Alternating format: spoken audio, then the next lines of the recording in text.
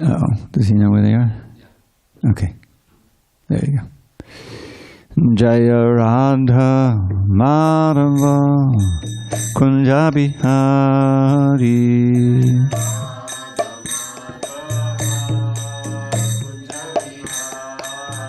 Jaya Radha Madhava Kunja Bihari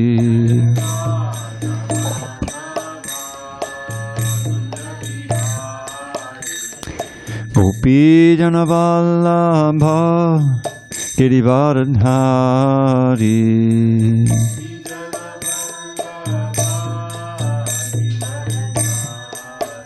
Jaya Gopi Jana Vallabha Girivardhari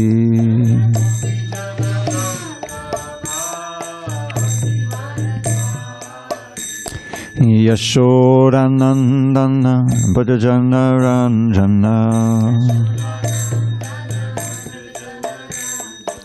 Yashodanandana Bhajana Ranjana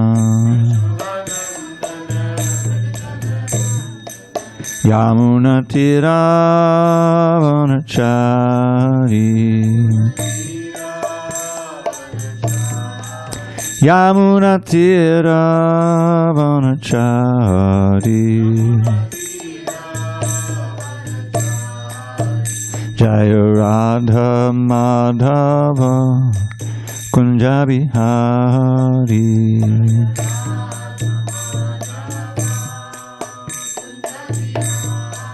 Jaya Radha Madhava Kunja Bihari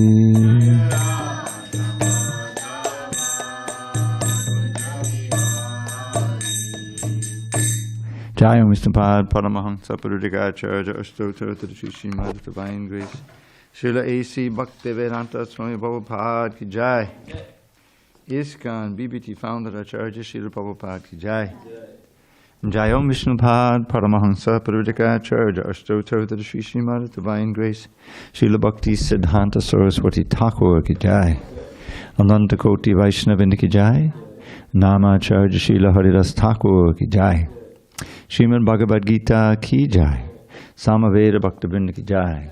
All glories to the assembled devotees. All glories to the assembled devotees. All glory to the assembled devotees.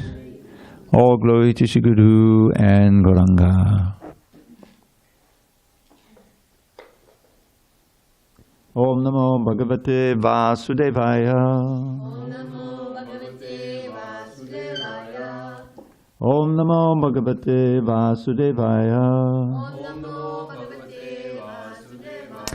Om Namo Bhagavate Vasudevaya.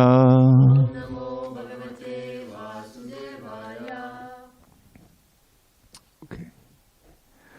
On this 10th day of May 2023 in San Diego, we're reading from Srimad Bhagavad-gītā as it is, translation and commentary by His Divine Grace A.C. Bhaktivedanta Swami Prabhupada. And we're in chapter 16 entitled The Divine and Demoniac Natures. And I believe we're in text 9. Okay. Text 9 is in page 626. Oh, don't put that on the floor. I'm sorry. Hare Krishna. Yeah, you can put it under the book. Put it in the book. All right. All right. That's good. Okay, text 9. Etam drishtim avashtabhya nashtatmano aupabuddhyaha prabhavanti ugrakarmanaha chayaya jagato ahitaha etam drishtim avashtabhya Nashtatmanolpabuddhayaha Pavavantugrakarmana Chayaya jagato hitaha Etam drishtim avashtabhya Nashtatmanolpabuddhayaha Pavavantugrakarmana Chayaya Jagato Hitaha. Go ahead, Arjun. Itam drishtim avtasabhya. Etam drishtam avashtabhya. Nastamano alpabuddhaya. Nastatmanolpabuddhayaha. Prabhavanti ugra karmanya. Pavavantyugra karmanah. Shayaya jagato ahita. Chayaya Jagato Hitaha. Padmano. Etam drishtam avashtabhya. Nashtatmanolpabuddhayaha. Pabhavantyugra karmana. Chayaya Jagato Hitaha. Etam drishtam avashtabhya. Nashtatmanolpabuddhayaha. Pabhavantyugra karmana. Chayaya Jagato Hitaha. Word by words. Etam, this, drishtim, vision, avashtabhya, accepting, nashta, having lost, atmanaha, themselves, alpabuddhayaha, the less intelligent, pabhavanti, flourish, ugra karmanaha, engaged in painful activities, chayaya, for destruction, jagataha, of the world, ahitaha, unbeneficial. Translation. Following such conclusions, the demoniac who are lost to themselves and who have no intelligence engage in unbeneficial, horrible works meant to destroy the world. Purport. The demoniac are engaged in activities that will lead the world to destruction. The Lord states here that they are less intelligent. The materialists who have no concept of God think that they are advancing. But according to the Bhagavad-gītā, they are unintelligent and devoid of all sense. They try to enjoy this material world to the utmost limit and therefore always engage in inventing something for sense gratification. Such materialistic inventions are considered to be advancement of human civilization. But the result is that people grow more and more violent and more cruel. Cruel to animals and cruel to other human beings. They have no idea how to behave toward one another. Animal killing is very prominent amongst demoniac people. Such people are considered the enemies of the world, because ultimately they will invent or create something which will bring destruction to all. Indirectly, this verse anticipates the invention of nuclear weapons, of which the whole world is today very proud. At any moment, war may take place, and these atomic weapons may create havoc. Such things are created solely for the destruction of the world, and this is indicated here. Due to godlessness, such weapons are invented in human society. They are not meant for the peace and prosperity of the world. Om Jnana Timirandasya Jnanandjana Shalakaya Chakshur Unmilitam Mena Tasmai Shri Gurave Namaha. I was born in the darkest of ignorance, but my spiritual master Srila Prabhupada opened my eyes with the torchlight of knowledge. I offer my humble obeisance unto him and all members of Sri Parampara, the disciplic succession. So, a drishtim. A drishtim is a vision, or I think in this case, as Prabhupada says, conclusions, philosophical conclusions. Everybody is living according to a certain outlook that they have on life. We may not even articulate it or understand the details, but there's a certain conception of what you are, what the goal of life is, what pleasure is, and so forth. And we have this, and Krishna has summarized the outlook of the demons in the previous verses, but especially in the previous verse. Asatyam apatishtam te jagadahu anishadam aparasparasambhutam kimanyat kama hoitakam. They, the demons, say that this world is unreal, with no foundation, no God in control. They say it is produced of sex desire and has no cause other than lust. So, Hare Krishna. Welcome. Okay, Hare Krishna. Yes. So, and following such conclusions that we just read, these are philosophical conclusions. And if you don't think that there's a God, then there's really no logical basis for morality, for ethics. You set up, you create your own ethics based on some whim or whoever's most powerful. And this is a degradation of human society. This is the character. This is what you find in all the demons. Like, just think of Ravana. You know, Ravana was a tremendous emperor. He had a whole kingdom there in Lanka, and he himself was very powerful. And he was a great yogi, and had so much power. So when your energy, your intelligence, your physical energy, everything you have is dedicated simply to your own aggrandizement, your own pleasures, then that's more or less the definition of demons. And the last thing the demons want to hear about is that there is a God, there's someone more powerful, and that they're violating the laws of God, and that they're going to be punished. That's the last thing they want to do. So they convince themselves that there is no God, as it said in the previous verse.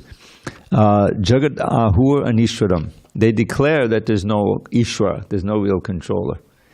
Because that, if there really is that, they convince themselves of that, then they don't have to worry about being punished, they don't have to worry about life after death. It's all just a big contest, who can be the most powerful, who can get the most allies, and like that. So that's the way a society which is controlled by demons lives by that, and they spread that philosophy. So Prabhupada focuses here on the result of such a society, and it's what we have. It's what we have today, unfortunately. Because, yes, you can manipulate material energy such that you have these incredibly powerful weapons. You can unconsciously destroy a livable ecology, a livable environment, by exploiting material energy, burning fossil fuels, and all these different things, and ruining. I was reading about this horrific. We're not so aware of it. So many species are dying off by the millions. I mean, in the oceans, you may remember the Fukushima meltdown. This was now 12 years ago, off the coast of Japan, due to a huge earthquake, 9 on the Richter scale. And so they built. Why did they build these nuclear reactors? Generating electricity. Why did they build them right on the ocean? Because they need to cool those rods. They need the cooling power of the ocean. But that adds to the danger, because if there's a big earthquake with a big tsunami, it can wreck the nuclear. So they were trying their best to restrict the flow of the radioactive water into the Pacific, but they're failing. Eventually, millions of gallons of that fell into the Pacific. They're saying, well, it's so big, what's the problem? But there have been a huge die-off of vulnerable, aquatics in the Pacific Ocean right here. Since that, I never went in the ocean anyway. But since that spill, I'm not going near the ocean. But the ocean will come near you. I mean, we're living off the coast here. It's an earthquake zone. So of course, that's not something you can control as a human being. But the fact is, there are higher powers, the demigods, not even God, but the demigods, who are controlling these things. Indra, as we know, can create havoc with the weather. We're sitting here in New Govardhan. He tried to inundate Vrindavan. Krishna saved everyone, of course. So the point is that when we have a society that is run by people who have this drishti, who have this vision that there's really no God in control, that we can manipulate the material energy and build a society that can be happy and peaceful, and then naturally there becomes in conflict with other national units, nations. So this is we're living the result of this verse here. Nashtat mana. They lost themselves. They lost any understanding of themselves as spiritual beings, and especially that we're eternal, and that there's a thing such as karma, and there's a reaction, there's sin, and there's payment for it. That's the last thing that the demons want to hear. They want to convince themselves that it's a one-time deal. That when we die, that's the end of everything, and that they can do more or less what they want and try to enjoy it. It's just a dog-eat-dog society. So this is what we find, and like in America today, you have this. I mean, everyone knows about it now. Is that practically every day there's some kind of mass killing that's going on, mostly by guns. Sometimes they'll drive their cars into a demonstration and kill it. So what does that indicate? It indicates a society under tremendous stress with a certain amount of people who are mentally defective, and they're losing it, and they're becoming, well, I'm so depressed and I'm so angry that I'm just going to explode and destroy as much as I can, and then I'll also be destroyed, but there's no life after death, so that'll be the end of me. They don't realize that there'd be such punishment. So all of this is going on all around us, precisely because of this cultivation of these demonic qualities. And Krishna, why does Krishna come? He comes in order to Paratanaya sadhunam vinashayata dushkam. He says in the 4th chapter, when he comes, yada hidahi dharmasa glana bhavati bharata, when there's a decrease in actual dharma, religion, and an upsurge of adharma, at that time I advent myself. I protect the devotees, I eradicate the miscreants, demons, and I establish real dharma. Paratanaya sadhunam vinashayata dushkam dharma sangstapanartaya sambhavami yuge yuge. So, Krishna came 5,000 years ago. He also came about 540 years ago as Lord Chaitanya for the same reason, to counteract the degradation of society.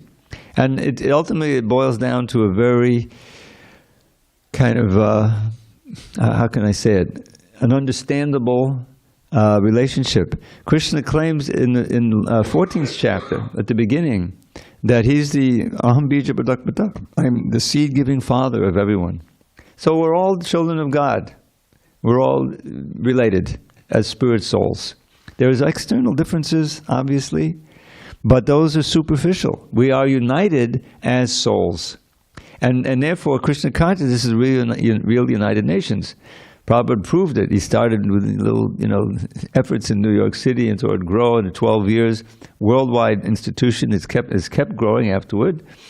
And if you ever go to Mayapur during the festival time, which is usually February, March, you'll see the United Nations all around you. There's the Russians, and there's the Chinese, and there's representatives of all nations, from Africa, America, of course, North and South. And you'll see that we're not relating to each other on the basis of that differences of language and background and all of these things, but rather that we're all chanting Hare Krishna together, glorifying the same God and feeling brotherhood and sisterhood because we're on the spiritual platform. That's how society can really be united. Otherwise, you'll have this conflict, and with these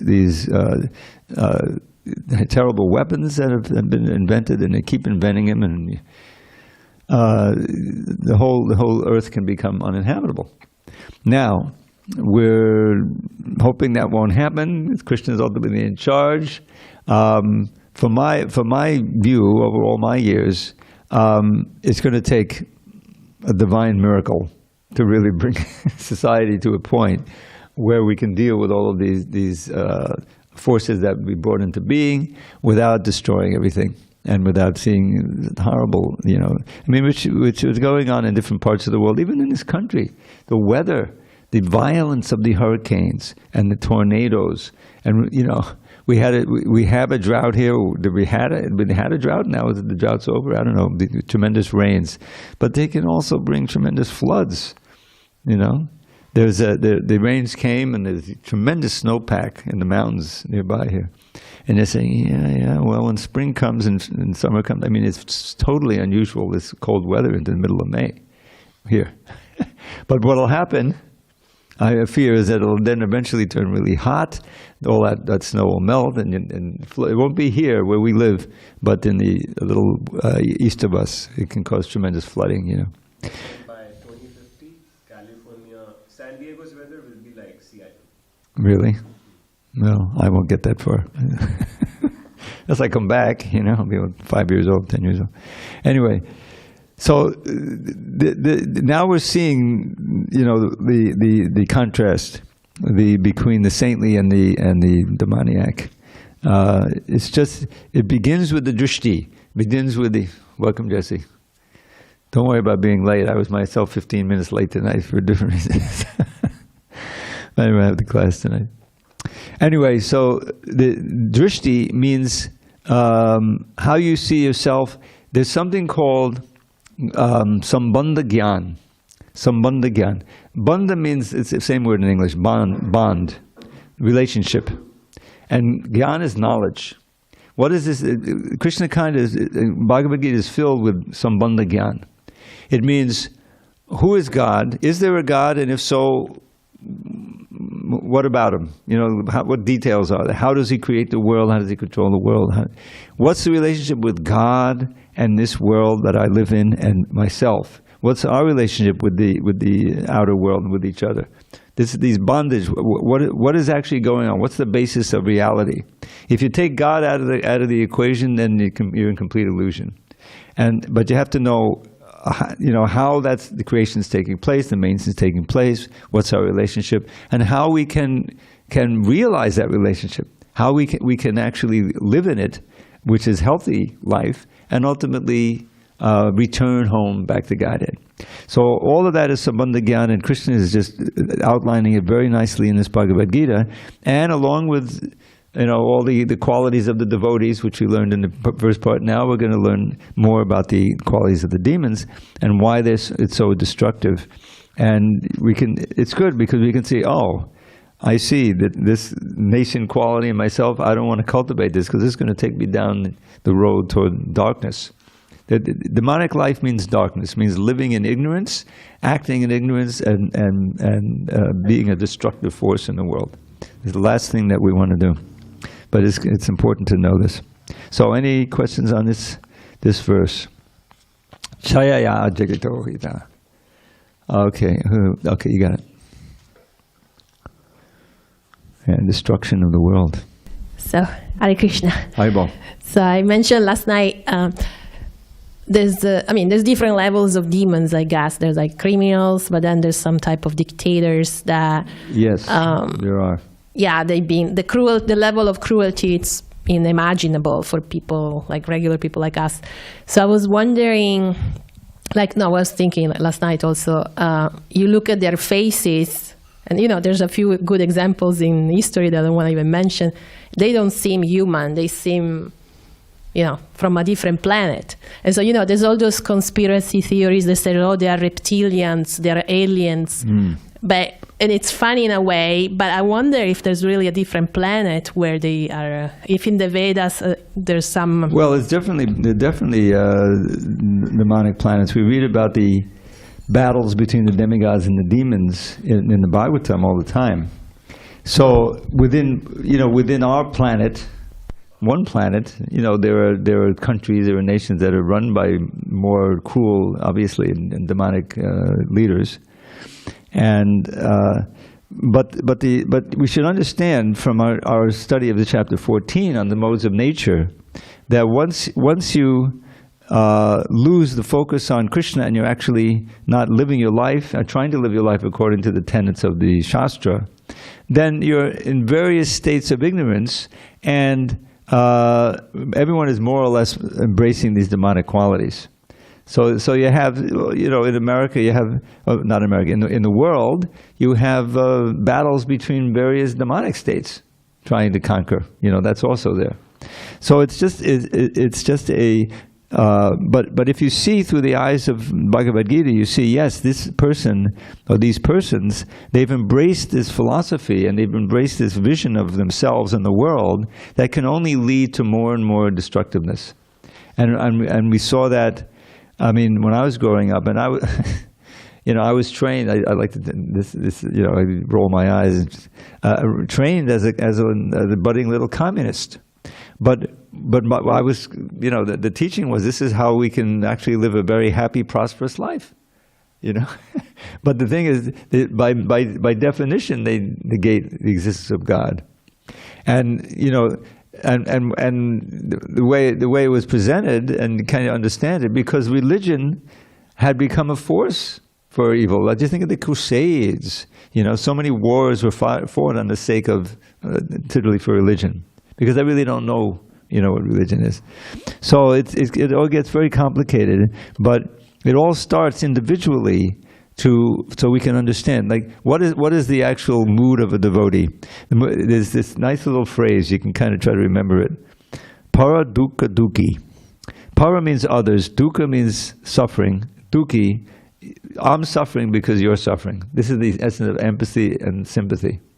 Whereas the demons is just the opposite. Para dukkha sukhi. You understand? There's a German word that became very prominent during the World War II. Schadenfreude.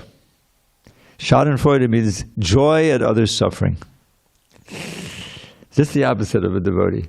Devotee says, "Sarve sukhino bhavantu." This is these phrases from it. Let everyone be happy.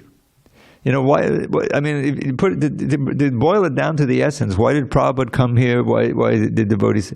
They're trying to spread the knowledge and the practice by which everyone can be happy, as many people can be happy as possible.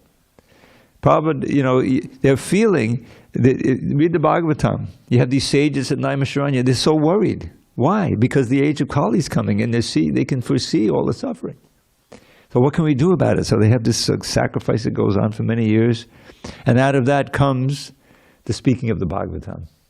And the Bhagavatam is spoken and propagated and lived in order to be a countervailing force at all of this misery that's being spread by the demons. And so people can live in enlightenment, they can live peacefully and happily. You study the lives of the great devotees, very simple living externally. There's no need for extravagant material things, because you experience this wealth of happiness and joy from within. This is the great revelation. We have Krishna's in our hearts. That means if we can contact him, if we can relate to him and understand him, he'll reveal himself more and more, and we'll be able to live in that relationship, which itself is so pleasing that you can live very simply and be very happy. So that's the wealth of knowledge and practice that the Vaishnavas are trying to spread. The self-sacrifice for the happiness of everyone, and in the process you also become very blissful in spreading it. Okay, so we go on? Okay, text 10. Kamamashritta dushpuram. All right, let's try again. Everyone ready? Kamamashritta dushpuram. Dambamana madanvitaha. Mohad grihit vasad. Mohad grihit vasad grahan. Pravartante suchivataha. Taking shelter of insatiable lust and absorbed in the conceit of pride and false prestige, the demoniac, thus illusioned, are always sworn to unclean work, attracted by the impermanent. Purport. The demoniac mentality is described here. The demons have no satiation for their lust. They will go on increasing and increasing their insatiable desires for material enjoyment. Although they are always full of anxieties on account of accepting non-permanent things, they still continue to engage in such activities out of illusion. They have no knowledge and cannot tell that they are heading the wrong way. Accepting non-permanent things, such demoniac people create their own God, create their own hymns, and chant accordingly. The result is that they become more and more attracted to two things: sex enjoyment and accumulation of material wealth. The word ashuchi vrataha, unclean vows, is very significant in this connection. Such demoniac people are only attracted by wine, women, gambling, and meat eating. Those are their ashuchi, unclean habits. Induced by pride and false prestige, they create some principles of religion which are not approved by the Vedic injunctions. Although such demoniac people are most abominable in the world, by artificial means the world creates a false honor for them. Although they are gliding toward hell, they consider themselves very much advanced. So we have to think of the Nazis at this point, because what were they insisting on being? The Aryans, the Aryan race. It's right from the Bhagavad-gītā. The Aryans are advanced souls who are aware and live by spiritual values spoken of in the Vedas. And Hitler, had some exposure to that somehow, and he picked up this word. And the swastika. What is a swastika? Su-asti. Su-asti means, be well. It's a way of greeting people. Swasti. May you be well. You see? But he turned it into a symbol of destruction and cruelty and violence. And the cult of Nazism, it didn't die. It's still going on, and it's a kind of a religion. It's demon worship. From the power and the prestige, and you kind of hook yourself up to that, and you start to feel this is what a cult does, what a demoniac cult.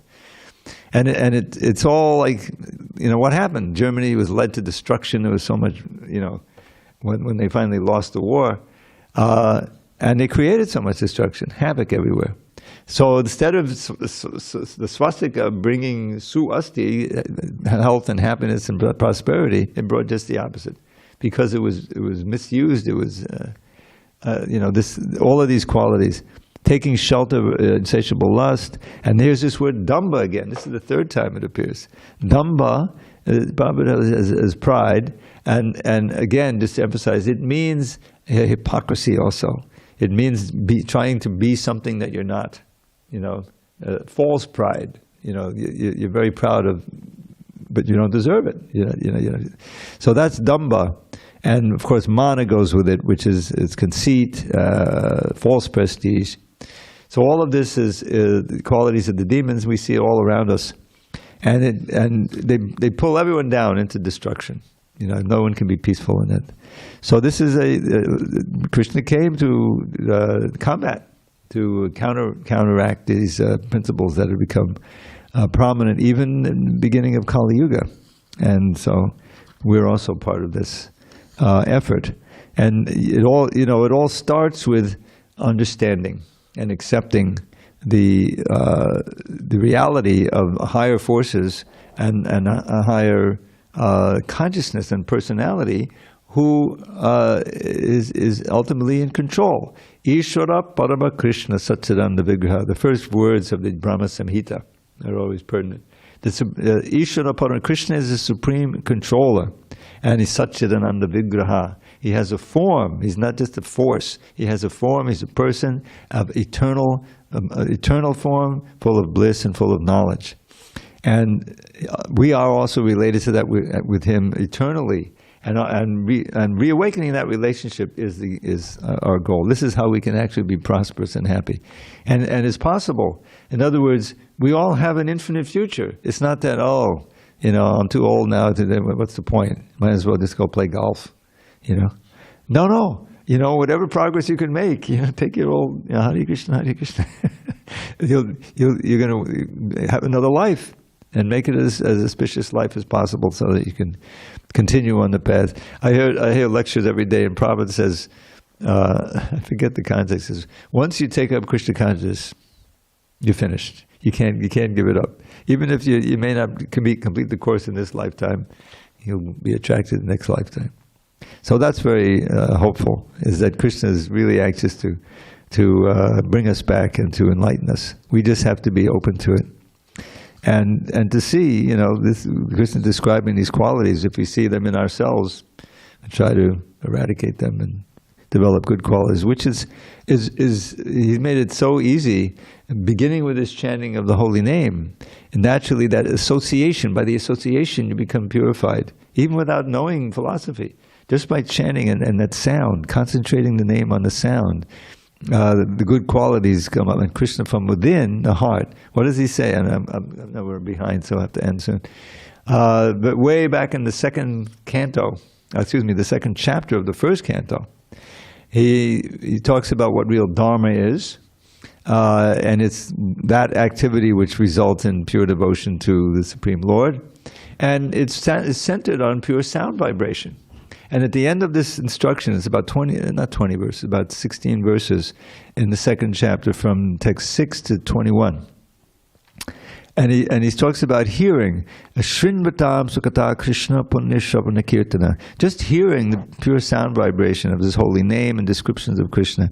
Krishna's in the heart, and he cleanses away the unwanted things, which we're just reading about in this chapter, all these qualities. And what's the result? Well, when many of them, not totally pure, but when you become somewhat pure, Nashtaprayeshu, Abhadreshu, Nityam Bhagavata Sevya, by always serving the Bhagavatam, by hearing, chanting, trying to live according to it, and serving the Bhagavat person, the Mahabhagavat, like a pure devotee, then you become fixed in devotional service. And then this kama and krodha, all of these things, we don't take shelter of kama, but rather that fire is banked. You're not so involved in that. You're able to sublimate or turn your efforts in life toward devotional service rather than toward trying to satisfy your own senses. And you become more and more joyful naturally, Even prasanna manaso, prasanna means two things. It means naturally joyful and clear. The mind is clear. Pellucid. You know the word lucid means very clear? Pellucid means supremely clear. So your consciousness becomes very clear. And then finally, bidyadevidya grantis, all the knots in the heart binding into this world are cut. Bidyadevidya chidyanti sarva sankhya, all your doubts are cut to pieces. How can you have doubts when you're experiencing directly? That's vigyan, you see. And then drishta, then all your karma is eradicated, and you see the Lord within yourself, within your heart. Krishna has been there all along. We haven't been able to see him, but that's just the opposite of this drishtim, this vision of yourself as the exploiter and master of this world. You see yourself as a servant of Krishna, and you're very happy in that relationship. You have a very strong friend and protector, and you've reawakened your relationship with God. All right, real quick. I'm sorry, I monopolized the time. Thank you, Prabhu. So, all the mantras, I guess, including Mahamantra, yes. Gods have added a lot of siddhis in mantras. What is that? We attain a lot of siddhis. You can get powers, yes. Yeah, powers. And I guess you are doing this from 40 years more. Since 73. And I also know that if you are dedicated on this path, there are a lot of tests sometimes God takes to understand how dedicated you are with yes. your chanting and spiritual progress, right? So I have a question. What did you had in it? You don't have to share, but I'm sure you had a lot of realizations, and you probably had to give a lot of tests in last 40 years to stay dedicated on this path. Well, at a certain point, in the beginning, like every morning is a test. Getting up. And I had a lot of tests which I failed on the Sunday feast. I used to go nuts on the Sunday feast. I became a total halva addict and ladus. We had a big feast. It's a temple. We had a lot of devotees. A lot of people would come. And we had excellent cooks. And they would make sometimes these ladus, And not everyone would eat all the ladus that was on their plate. And at the end, I would go around a different place. I would just take these ladus. I would see, and I would say, oh God. And I went up in my bunk, and basically a place on the floor with a sleeping bag. I'd be lying there on my back, having trouble breathing because I ate so much. I said, never again, never again. I've learned, next week, same thing would happen. So it took a while. But I had one saving grace. I was, all right, it's getting a little late. There's a devotee in Lord Chaitanya's Leela named Vikreshwar Pandit, who was a great dancer. He could dance for 3 days straight without stopping, 72 hours. I said, oh, I want to work my way up to that. Because we go out 3 hours a day on Harinam, which I loved, So I was always a little athletic, so I needed the right shoes to do that, I just had these flip-flops I needed. So these were the days, a lot of hippies that were walking around barefoot, So sometimes they would come with shoes to the temple, and they'd leave without shoes. So we had a shoe room that had a whole selection of shoes left over. So I went down there and I checked, and there were these sneakers that just fit perfectly for me. I thought, this is Krishna's gift, so he wants me to do it. So I started dancing and chanting. And I never got to 72 hours, but I was able to dance for most of those 3 hours, you know. So, yeah, there were tests, but I was fortunate in that I was, maybe from a previous life, I was attracted. And I'll tell you my saving grace. I was so attracted to the Sanskrit language and the rhythm. When I found out the varieties of meters, you know, the Bhagavatam and then the CC, or when that started to come out, those provided me a tremendous solace and, you know, advancement. So, and the service was so meaningful, working on Prabhupada's books, you know, and like that.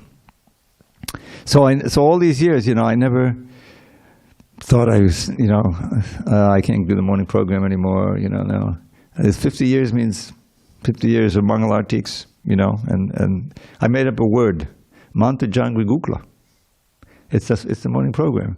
Ma is Mangalartik, Tu is Tulsi Puja, Ja is Japa, Gri is greeting the deities, Gu is Guru Puja, and Kla is fast, is class. So if you can do Mantri Danta Gukla every day, go back to guided. All right, on that auspicious note, sorry, we'll reconvene on Monday. All glories to Srila Prabhupada. And so next Wednesday, the first recording, huh? All right, good. Because I didn't bring my iPad anyway. It would have been difficult.